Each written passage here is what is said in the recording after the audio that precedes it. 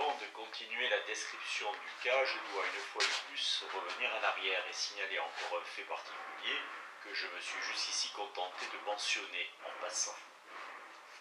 Nous savons déjà que pendant toute sa maladie, la patiente tombait l'après-midi dans un état de torpeur auquel succédait vers le coucher du soleil un sommeil profond. Nuage. On aurait pu voir dans cette périodicité une conséquence du travail d'infirmière qu'elle s'était imposé des mois durant. La nuit, en effet, elle avait veillé au chevet de son père, ou bien elle allait s'allonger, pleine d'inquiétude, prêtant l'oreille au moindre bruit, sans dormir. L'après-midi, comme la plupart des infirmières, elle allait se reposer. Et ce furent ces veilles nocturnes et ce sommeil diurne qui se prolongèrent au cours de sa propre maladie, puisque depuis longtemps, un état hypnotique avait remplacé le sommeil. Au bout d'une heure d'assoupissement, elle s'agitait dans son lit et ne cessait de s'écrier sans ouvrir les yeux, tourmentée. D'autre part, on observait que pendant ses absences de la journée, elle imaginait une situation ou une histoire à partir de quelques mots marmottés. Il arriva d'abord par hasard, puis intentionnellement, que quelqu'un de l'entourage laissa tomber une parole incitante pendant qu'elle se plaignait de son tourment. Aussitôt, elle s'emparait de ce mot et se mettait à dépeindre une situation ou à raconter une histoire, avec hésitation au début, et dans son jargon paraphasique, puis toujours plus vite, pour finir par s'exprimer dans un allemand des plus purs. Ceci dans les premiers temps, avant d'arriver à ne plus parler qu'anglais.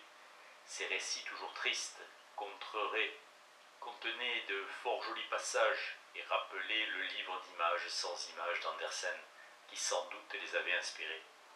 Comme point de départ, ou point central de son histoire, elle prenait généralement le cas d'une jeune fille angoissée au chevet d'une malade. Mais elle pouvait aussi aborder des sujets tout à fait différents. Quelques instants après avoir terminé son récit, Anna se réveillait, visiblement rassérénée ou, comme elle disait, bien à son aise. Au cours de la nuit, elle recommençait à s'agiter, et le matin, après 2 heures de sommeil, il devenait évident qu'elle se mouvait à nouveau dans un cercle différent de représentations.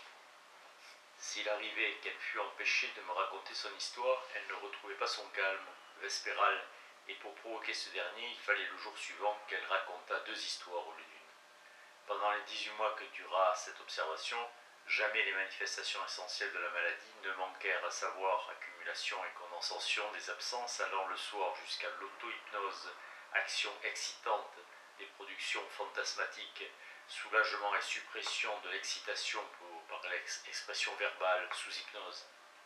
Après la mort du père, les récits de la malade prirent naturellement un tour plus tragique encore, mais ce ne fut qu'après l'aggravation de l'état psychique provoqué par la brutale interruption du somnambulisme, et dont nous avons parlé, que les narrations du soir perdirent leur caractère plus ou moins libre et poétique pour se transformer en série d'hallucinations horribles et terrifiantes. Le comportement de la malade pendant les heures précédentes permettait d'ailleurs de prévoir celle-ci. Mais j'ai déjà dit, comme elle parvenait à libérer complètement son psychisme, après que toute tremblante d'épouvante et d'horreur, elle avait revécu et décrit toutes ces images terrifiantes.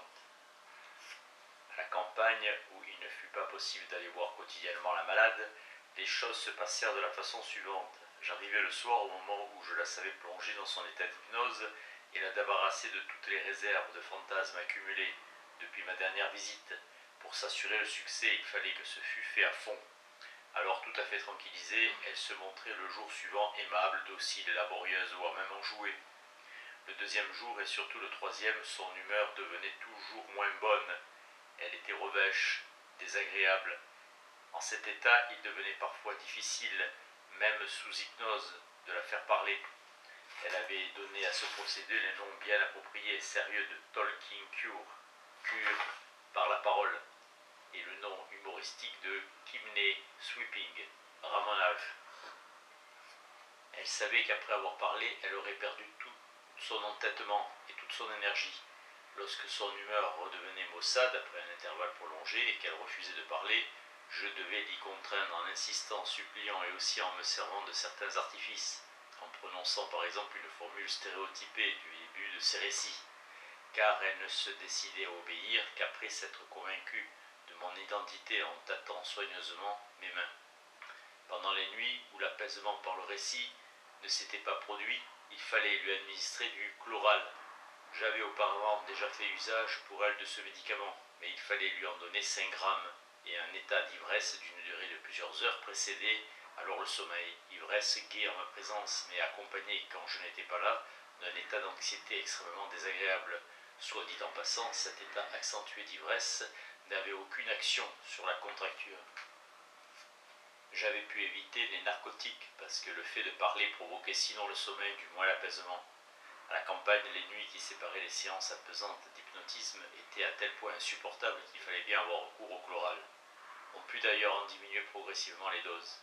Le somnambulisme permanent disparut, mais ce qui persista fut l'alternance de 2 états de la conscience.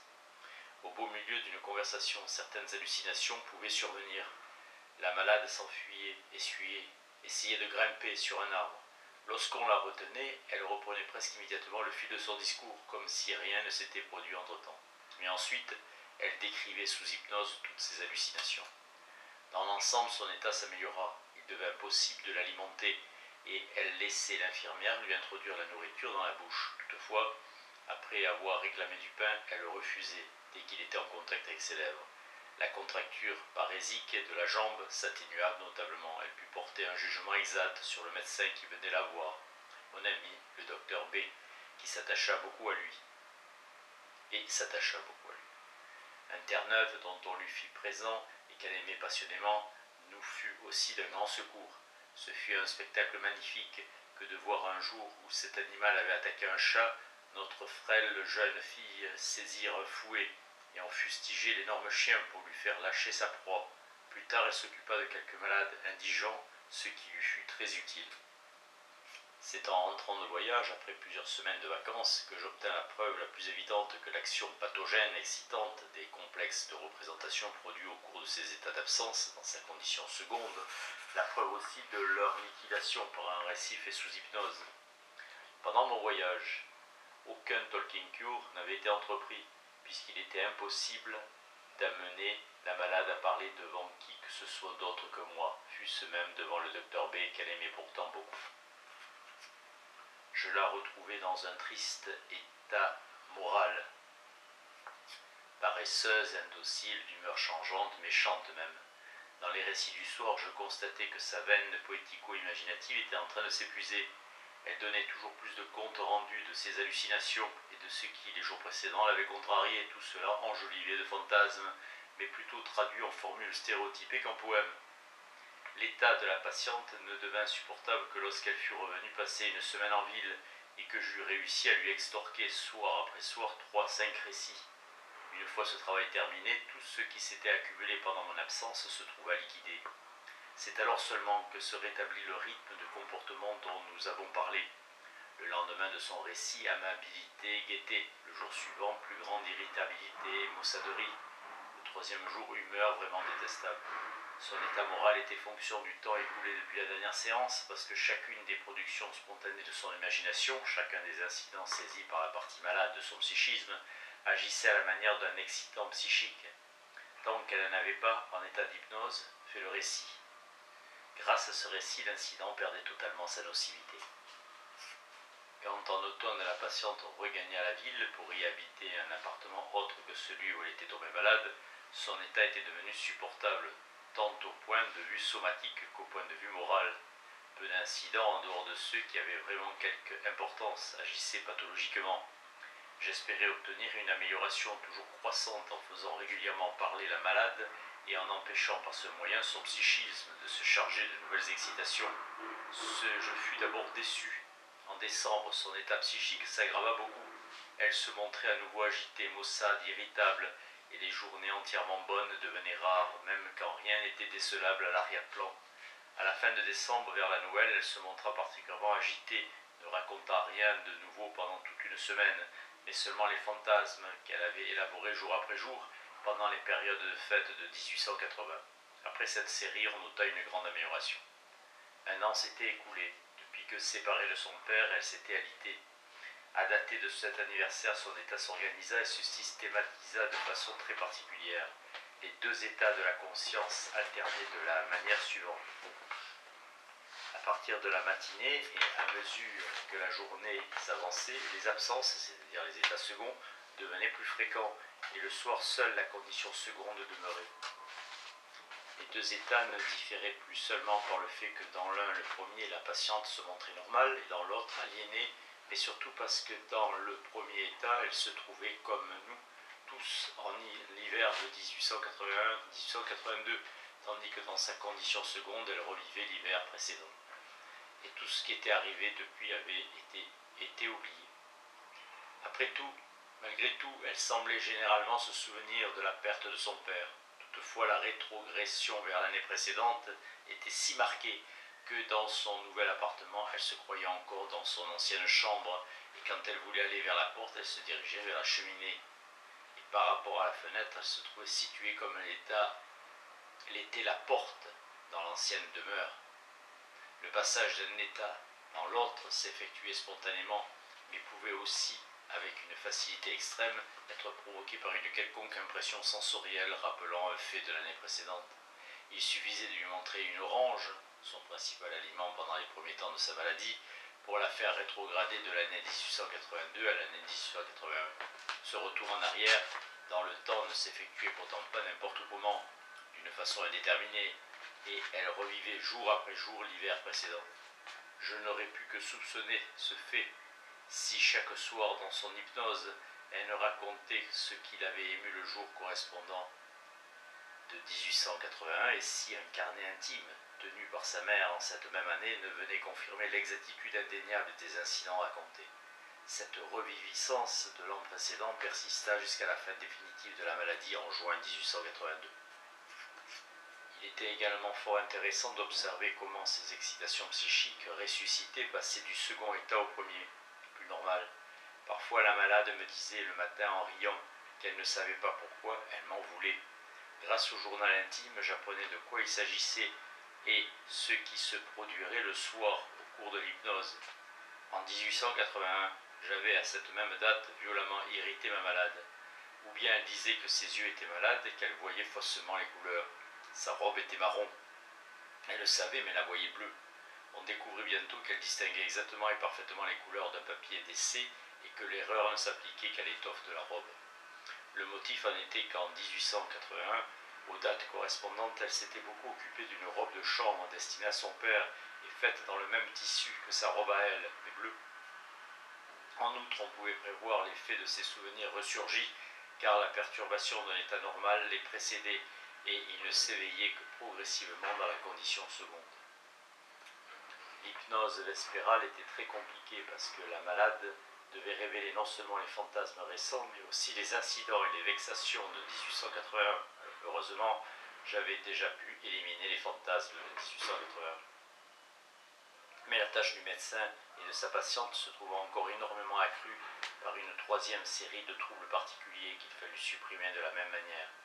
Je veux parler des incidents psychiques survenus pendant la période d'incubation, de juillet à décembre 1880, incident qui avait créé l'ensemble des phénomènes hystériques et dont la mise au jour provoqua la disparition des symptômes.